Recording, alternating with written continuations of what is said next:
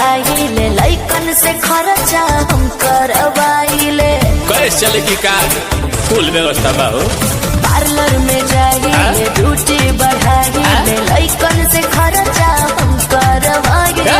Bobby Banaras के पान भइलू, बॉबी बनारस के पान भइलू, कातना लइकन के जान भइलू, गोरी लागत कि अब के सियान भइलू, गोरी लागत कि अब के सियान भइलू।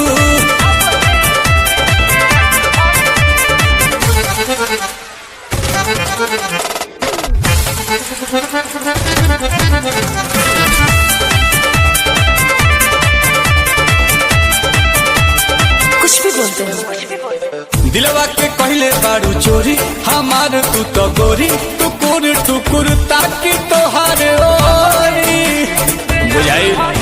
देखो मी के लिपस्टिक लगाइले,